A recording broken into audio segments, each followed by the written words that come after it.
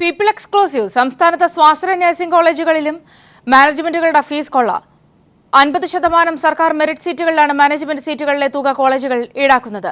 70,000 രൂപ ഫീസ് വാങ്ങേണ്ട ഇടത്ത് ഒരു കുട്ടിയിൽ നിന്നും ഈടാക്കുന്നത് 1.25 ലക്ഷം രൂപയോളം. നിർധനരായ കുട്ടികൾക്ക് ഇത് വലിയ തിരിച്ചടിയാവുകയാണ്. സംസ്ഥാനത്തെ സ്വാശ്രയ നഴ്സിംഗ് പാരാമെഡിക്കൽ കോഴ്സുകളിൽ 50% സർക്കാർ മെറിറ്റ് സീറ്റുകളാണ്. എന്നാൽ ഈ മെറിറ്റ് സീറ്റുകളിലേക്കാണ് മാനേജ്മെന്റുകൾ ഫീസ് കൊള്ള നടത്തുന്നത്. BSc നഴ്സിംഗിന് ഒരു വിദ്യാർത്ഥിയിൽ നിന്നും 55,000 രൂപ ഫീസും 15,000 രൂപ സ്പെഷ്യൽ ഫീസും അടക്കം 70,000 രൂപ വാങ്ങാനാണ് പ്രോസ്പെക്ടസിൽ നിർദ്ദേശിക്കുന്നത്. എന്നാൽ clinical fees, van fees, PTA fund എന്നിങ്ങനെ പല പേരുകളിലായി ആകെ 1,10,000 രൂപയോളമാണ് ഒരു വിദ്യാർത്ഥിയിൽ നിന്നും ഈടാക്കുന്നത്. ഇത് കോളേജുകൾ അനുസരിച്ച് കൂടുകയും കുറയുകയും ചെയ്യും. ഇതോടെ മാനേജ്മെന്റ് സീറ്റിലും മെറിറ്റ് സീറ്റിലും ഒരേ ഫീസാണ് വിദ്യാർത്ഥികളിൽ നിന്നും ഈടാക്കുന്നത്. 90% മുകളിൽ മാർക്ക് വാങ്ങുന്ന സർക്കാർ കോളേജുകളിൽ പ്രവേശനം ലഭിക്കാത്ത കുട്ടികളാണ് ഇത്തരത്തിൽ സ്വാശ്രയ കോളേജുകളിൽ എത്തുന്നത്. എന്നാൽ വലിയ തോതിലുള്ള ചൂഷണമാണ് ഈ മേഖലയിൽ നടക്കുന്നതെന്ന് രക്ഷകർത്താവായ ഷാജി തോമസ് തന്നെ പറയുന്നു. ഇവർ ഓരോരുത്തരും 70,000 രൂപ ഫീസിന് പുറമെ PTA ഫണ്ട്, അതുപോലെ ക്ലിനിക്കൽ ചാർജ്, അങ്ങനെ പല പേരുകളിലായി ഏതാണ്ട് 1.25 ലക്ഷം രൂപയ്ക്ക് മുകളിൽ ഓരോ വർഷവും നേടിയെടുക്കുകയാണ് ചെയ്യുന്നത്. ഓരോ വർഷവും കുട്ടികൾ ഈടാക്കുന്നുണ്ട്. ഈ അനീതിക്കെതിരെ പോരാടുന്നതിന് വേണ്ടിയിട്ട് ഈ നാട്ടിലെ ആരും തയ്യാറാവുന്നില്ല എന്നുള്ളതാണ് ഏറ്റവും ഖേദകരമായ കാര്യം. സർക്കാർ കോളേജുകളിൽ 20,000 രൂപയാണ് BSc നഴ്സിംഗിന്റെ ഫീസ്. അയൽ സംസ്ഥാനങ്ങളിലാകട്ടെ 80% മുകളിൽ മാർക്ക് വാങ്ങിയവർക്ക് 22,500 രൂപയും. ഈ സാഹചര്യത്തിലാണ് സംസ്ഥാനത്തെ സ്വാശ്രയ നഴ്സിംഗ് കോളേജുകളിലെ മെറിറ്റ് സീറ്റിൽ മാനേജ്മെന്റുകൾ തീവെട്ടിക്കൊള്ള നടത്തുന്നത്. ന്യൂനപക്ഷ സംവരണം പോലും ഇവിടങ്ങളിൽ പ്രവേശനത്തിൽ അട്ടിമറിക്കപ്പെടുന്നു എന്നതാണ് വസ്തുത. ഷീജ, തിരുവനന്തപുരം. ഷീജ ചേർന്നുണ്ട് ഈ വാർത്തയുടെ വിവരങ്ങളുമായി. ഷീജ, ഒരുപക്ഷെ ഒരു ഭാഗത്ത് സ്വാശ്രയ മാനേജ്മെന്റുകളുടെ കൊള്ള അവസാനിപ്പിക്കാനുള്ള ശ്രമങ്ങൾ നടക്കുന്ന ഘട്ടത്തിൽ കൂടിയാണ് മെറിറ്റ് സീറ്റുകളിലേക്ക് ഇത്തരം വലിയ ഒരു തീവെട്ടിക്കൊള്ള നടക്കുന്ന വിവരങ്ങൾ പുറത്തു വരുന്നത്. ഷീജ, നമ്മളുടെ അന്വേഷണത്തിൽ വ്യക്തമായ കാര്യങ്ങൾ എന്താണ്? വ്യാപകമായി ഇത്തരത്തിലുള്ള കൊള്ള പല മാനേജ്മെന്റുകളും നടത്തുന്നു എന്ന് തന്നെയാണോ മനസ്സിലാക്കാൻ കഴിയുന്നത്? സൗമ്യ, പ്രധാനമായും നമ്മൾ എല്ലാവരും ചർച്ച ചെയ്യുന്നത് സ്വാശ്രയ മെഡിക്കൽ പ്രവേശനവുമായി ബന്ധപ്പെട്ട കാര്യങ്ങൾ തന്നെയാണ്. അത്തരം കാര്യങ്ങൾ മാത്രമാണ് മുഖ്യധാരയിൽ ചർച്ച ചെയ്തു പോകുന്നത്. ഇത് മറയാക്കി തന്നെയാണ് സ്വാശ്രയ നഴ്സിംഗ് കോളേജുകളിലും വ്യാപകമായി ഈ രീതിയിൽ മാനേജ്മെന്റുകളുടെ തീവെട്ടിക്കൊള്ള നടക്കുന്നത്. നമ്മളുടെ അന്വേഷണത്തിൽ വ്യക്തമായത് ഇത് പ്രത്യേകിച്ച് ഒരു കോളേജിന്റെ അവസ്ഥയല്ല, മൊത്തത്തിൽ സ്വാശ്രയ മെഡിക്കൽ കോളേജുകളുടെ എല്ലാം അവസ്ഥ ഇത് തന്നെയാണ്. ഇത്തരത്തിൽ LBS മുഖേനയാണ് ഇത്തരത്തിൽ നഴ്സിംഗിന് പ്രവേശനം നൽകുന്നത്. സ്വാശ്രയ കോളേജുകളിൽ സ്വാശ്രയ നഴ്സിംഗ് കോളേജുകൾ മെഡിക്കൽ പ്രവേശനം പോലെ തന്നെയാണ് 50% സീറ്റുകൾ സർക്കാരിന് നൽകിയിരിക്കുന്നതാണ്. ഈ സർക്കാർ മെറിറ്റ് സീറ്റിലാണ് ഇത്തരത്തിൽ വൻതോതിൽ ഫീസ് മാനേജ്മെന്റുകൾ ഈടാക്കുന്നത്. പ്രധാനമായും പ്രോസ്പെക്ടസിൽ പറയുന്നത് ഇവർക്ക് 55,000 രൂപ ഫീസും അതോടൊപ്പം തന്നെ സ്പെഷ്യൽ ഫീസായി 15,000 രൂപ നൽകണവും എന്നാണ്. പക്ഷേ ഇതനുസരിച്ച് അവർ പ്രവേശനം നേടിക്കഴിയുമ്പോൾ അവരിൽ നിന്ന് ഒരു കുട്ടിയിൽ നിന്നും ഈടാക്കുന്നത് ഞാൻ നേരത്തെ പറഞ്ഞതുപോലെ തന്നെ ട്യൂഷൻ ഫീസ്, അതോടൊപ്പം തന്നെ സ്പോർട്സ് ഫീസ്, PTA ഫണ്ട് തുടങ്ങി വിവിധ പേരുകളിലായി തന്നെയാണ് ഒരു കുട്ടിയിൽ നിന്നും ഈ രീതിയിൽ 1.25 ലക്ഷത്തോളം രൂപയാണ് അവർ ഈടാക്കുന്നത്. ഇത് ഓരോ കോളേജിലും വ്യത്യസ്തമാണ് എന്ന് മാത്രമേ ഉള്ളൂ. 1,10,000 മുതൽ 1,25,000 രൂപ വരെയാണ് ഇത്തരത്തിൽ ഈടാക്കുന്നത്. ഇതിനെതിരെ വ്യാപകമായ രീതിയിൽ എല്ലാ മെഡിക്കൽ കോളേജുകളിലും സ്വാശ്രയ മെഡിക്കൽ കോളേജിലും ഇത് തന്നെയാണ് അവസ്ഥ. എന്നാൽ പ്രവേശനം നേടിക്കഴിഞ്ഞ സാഹചര്യത്തിൽ ഇത്തരത്തിൽ ഇതിനെതിരെ പരാതിപ്പെട്ടാൽ പോലും അവർക്ക് ഒരു ന്യായമായ വിധി ലഭിക്കാറില്ല. കാരണം പ്രവേശനം നേടിക്കഴിഞ്ഞ് അവർക്ക് കുട്ടികളെ അവിടെ നിന്നും പിന്നീട് കൊണ്ടുപോകാൻ സാധിക്കുന്ന ഒരു അവസ്ഥയല്ല. മിക്ക സ്ഥലങ്ങളിലും പ്രവേശനം പൂർത്തിയാകുന്ന ഒരു ഘട്ടവും കൂടിയായിരിക്കും. ഇതൊക്കെ തന്നെയാണ് വലിയ തോതിൽ പാവപ്പെട്ട കുട്ടികൾക്ക് തിരിച്ചടിയാകുന്നത്. സൗമ്യ, ഷീജ ഇവിടെ സൂചിപ്പിച്ചതുപോലെ തന്നെ ഇപ്പോൾ മെഡിക്കൽ പ്രവേശനവുമായി ബന്ധപ്പെട്ട കാര്യങ്ങൾ കോടതിക്ക് മുന്നിലേക്ക് വരെ എത്തി നിൽക്കുകയാണ്. അപ്പോഴും വളരെ നിർണായകമായ തീരുമാനങ്ങൾ സർക്കാർ എടുക്കുന്നുമുണ്ട്. ഈ ഒരു ഘട്ടത്തിൽ ഈ ഒരു വിഷയം സർക്കാരിന്റെ ശ്രദ്ധയിലേക്ക് വന്നിട്ടില്ലേ? വ്യാപകമായി നമുക്കറിയാം നഴ്സിംഗ് മേഖലയിലേക്കൊക്കെ ഇത്തരത്തിൽ കാലാകാലങ്ങളായി ഈ വിധത്തിലുള്ള വലിയ കൊള്ള നടക്കുന്നുണ്ട്. ഷീജ, സൗമ്യ, ഇതിനെതിരെ ഇതുവരെയുള്ള എല്ലാ വർഷങ്ങളിലും കഴിഞ്ഞ കുറച്ച് നാളുകളായി തന്നെ ഈ വ്യാപകമായ തീവെട്ടിക്കൊള്ള മാനേജ്മെന്റുകൾ നടത്തി വരികയാണ്. എന്നാൽ ഈ പറഞ്ഞതുപോലെ തന്നെ മിക്ക രക്ഷകർത്താക്കളും പരാതികളുമായി മുന്നോട്ട് വരാൻ പേടിക്കുന്ന ഒരവസ്ഥയാണ്. പ്രത്യേകിച്ചും തങ്ങളുടെ കുട്ടികൾ നിർധനരായ കുട്ടികളാണ്. ഇത്തരത്തിൽ പരാതിപ്പെട്ടാൽ അവരുടെ പ്രവേശനത്തെ തന്നെ അത് സാരമായി ബാധിക്കുമോ എന്നുള്ളൊരു പ്രശ്നം തിരികെ എത്താം. ഇപ്പോൾ ഒരു രക്ഷകർത്താവ് ഷാജി നമ്മോടൊപ്പം ടെലിഫോൺ ലൈൻ ചെയ്യുന്നുണ്ട്. ഷാജി, ഒരു പക്ഷേ ഒരു കുട്ടി നന്നായി പഠിച്ച് ഒരു മെറിറ്റ് സീറ്റ് കിട്ടുക എന്ന് പറയുന്നത് എത്രത്തോളം സുപ്രധാനമാണ് എന്ന് നമുക്കറിയാം. ആ ഒരു പശ്ചാത്തലത്തിൽ പോലുമാണ് ആ സീറ്റുകളിലേക്ക് പോലും ഇങ്ങനെ വലിയൊരു കൊള്ള നടക്കുന്നത്. താങ്കളുടെ അനുഭവം എങ്ങനെയാണ് ശ്രീ ഷാജി? അതായത് ശ്രീ എ കെ ആന്റണി മുഖ്യമന്ത്രിയായിരുന്ന സമയത്താണ് കേരളത്തിൽ ആദ്യമായി സ്വാശ്രയ നഴ്സിംഗ് കോളേജിൽ ആരംഭിക്കുന്നത്. അന്ന് 2 സ്വാശ്രയ കോളേജ് സമം ഒരു ഗവൺമെന്റ് കോളേജ് എന്നാണ് പറഞ്ഞിരുന്നത്. അതായത് ഗവൺമെന്റ് കോളേജിലെ സീറ്റിന്റെ അതേ നിരക്കിൽ തന്നെ സ്വാശ്രയ കോളേജിലെ 50% സീറ്റുകളിൽ പഠിപ്പിക്കുമെന്നുള്ള ഒരു ലക്ഷ്യമായിരുന്നു അന്നുണ്ടായിരുന്നത്. പക്ഷെ അത് പാടെ അട്ടിമറിക്കപ്പെട്ടിരിക്കുന്നു. ഇതിന് ഏറ്റവും വലിയ ഒരു തെളിവാണ് ഞാൻ പറഞ്ഞല്ലോ, മംഗലാപുരത്തിനടുത്ത് KS ഹെഗ്ഡെ ഹോസ്പിറ്റലിൽ അവിടെ 80%-ലധികം മാർക്ക് വാങ്ങുന്ന കുട്ടികളിൽ നിന്ന് 22,500 രൂപ മാത്രം വാർഷിക ഫീസ് ഈടാക്കുമ്പോൾ കേരളത്തിൽ അത് 70,000 രൂപയാണ് വാങ്ങുന്നത്. അപ്പോൾ കേരളത്തിലെ കുട്ടികളെ കർണാടകയിലുള്ള മാനേജ്മെന്റ് കാണിക്കുന്ന നീതി പോലും കേരളത്തിലെ സ്വാശ്രയ മാനേജ്മെന്റുകൾ കാണിക്കുന്നില്ല. രണ്ടാമത്തെ പ്രധാന പ്രശ്നം, ന്യൂനപക്ഷങ്ങളുടെ പേരിലാണ് കൂടുതലായും ഇവിടെ വിദ്യാഭ്യാസ സ്ഥാപനങ്ങൾ വാങ്ങുന്നത്. അപ്പൊ ന്യൂനപക്ഷങ്ങളുടെ അവകാശങ്ങൾ സംരക്ഷിക്കുക എന്നുള്ള ഒരു ലക്ഷ്യം വെച്ചുകൊണ്ട് വാങ്ങുമ്പോൾ മതപരവും ഭാഷാപരവുമായി ന്യൂനപക്ഷം നിൽക്കുന്ന ജനങ്ങളുടെ സംസ്കാരം സംരക്ഷിക്കപ്പെടുക എന്നുള്ള ഒരു ഒറ്റ ഉദ്ദേശത്തോടു കൂടിയാണ് ന്യൂനപക്ഷ അവകാശ നിയമമുള്ളത്. പക്ഷേ ന്യൂനപക്ഷത്തിൽപ്പെട്ടവർക്ക് പോലും നീതി ലഭിക്കുന്നില്ല എന്നുള്ളതാണ് ഏറ്റവും സങ്കടകരമായ അവസ്ഥ. തന്നെയുമല്ല, ഈ ഓരോ സ്വാശ്രയ കോളേജുകളും ഗവൺമെന്റ് നൽകിയപ്പോൾ, ഇല്ലെങ്കിൽ നഴ്സിംഗ് കോളേജോ മെഡിക്കൽ കോളേജോ അനുവദിക്കപ്പെടുന്ന സമയത്ത് ഇവരെ ഒരു ഗവൺമെന്റ് നിർബന്ധിച്ചിട്ട് കൊടുത്തല്ല. ഗവൺമെന്റ് കാലാകാലങ്ങളിൽ ഉണ്ടാക്കുന്ന നിയമങ്ങൾ ഞങ്ങൾ അനുസരിച്ചു കൊള്ളാമെന്നുള്ള വ്യവസ്ഥ വെച്ചിട്ടാണ് ഇവർക്ക് ഓരോ സ്വാശ്രയ കോളേജുകളും അനുവദിച്ചിരിക്കുന്നത്. പക്ഷേ ഇത് കിട്ടിയതിനു ശേഷം ഇവരാൽ കഴിയുന്ന രീതിയിലുള്ള നിയമങ്ങൾ സ്വന്തമായി നിർമ്മിച്ചുകൊണ്ടുള്ള ഒരു പ്രവർത്തനമാണ് ഉണ്ടാക്കുന്നത്. ഷാജി, ഇപ്പൊ അറിയാൻ കഴിഞ്ഞത് സ്വാഭാവികം നേരത്തെ സൂചിപ്പിച്ചതുപോലെ തന്നെ സർക്കാർ കോളേജുകളിൽ ഈടാക്കുന്ന അതേ ഫീസ് തന്നെ ഈടാക്കണം ഈ 50% സീറ്റുകളിൽ എന്നതാണ് നിയമം. പക്ഷെ അതിനും അപ്പുറത്തേക്ക് ഈ 70,000 രൂപ എന്നതിനു പുറമെ ഏതാണ്ട് 1.25 ലക്ഷത്തോളം രൂപ വരത്തക്ക രീതിയിൽ ഈ അഡീഷണൽ ചാർജുകൾ എഴുതി ചേർക്കുകയാണെന്നാണ് അറിയാൻ കഴിയുന്നത്.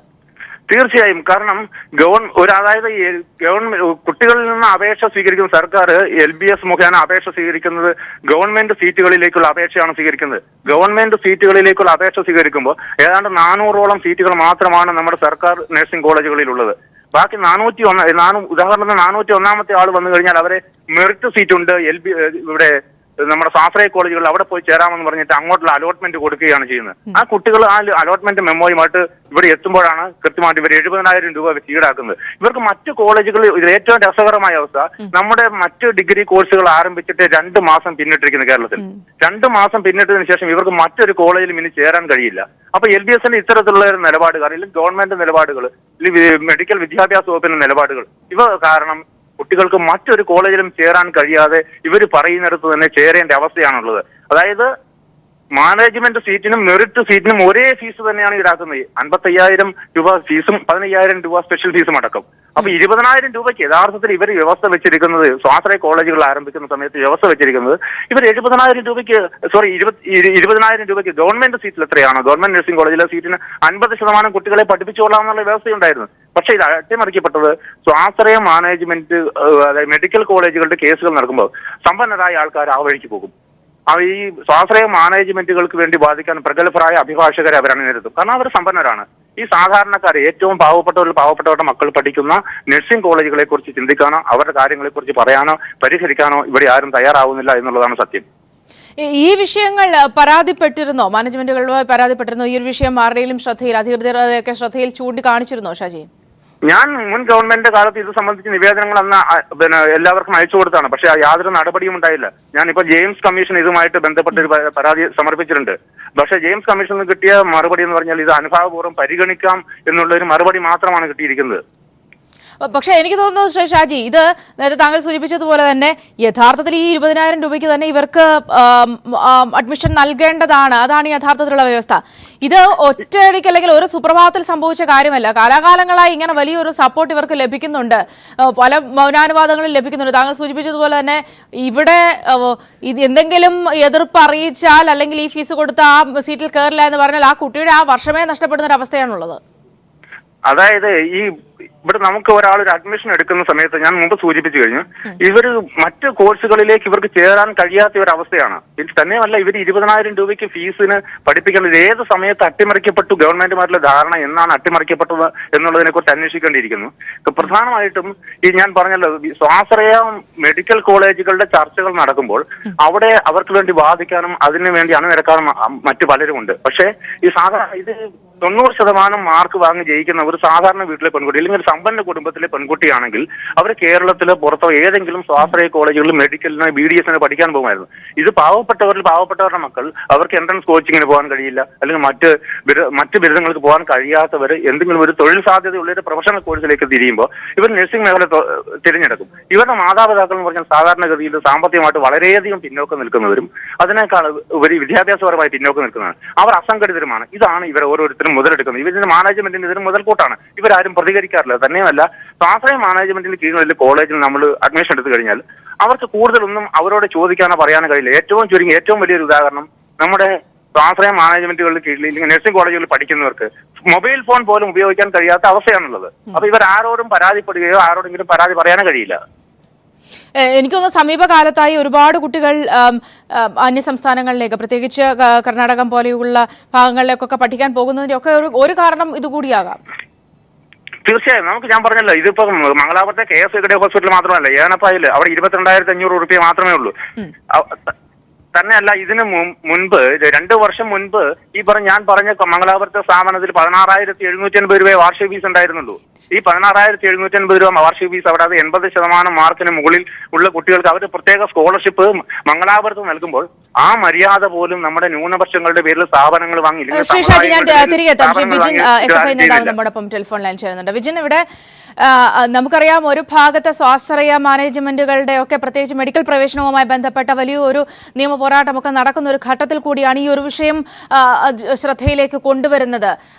നമ്മുടെ സ്വാശ്രയ നഴ്സിംഗ് മാനേജ്മെന്റുകളുടെ തീവട്ടിക്കൊള്ള ഇവിടെ ഈ 50% മെറിറ്റ് സീറ്റിൽ സർക്കാർ ഫീസിന് തുല്യമായ ഫീസ് ഈടാക്കണം എന്ന വ്യവസ്ഥയൊക്കെ നിലനിൽക്കുകയാണ്. അതിലും കൂടിയ ഫീസ് ഈടാക്കുന്നു.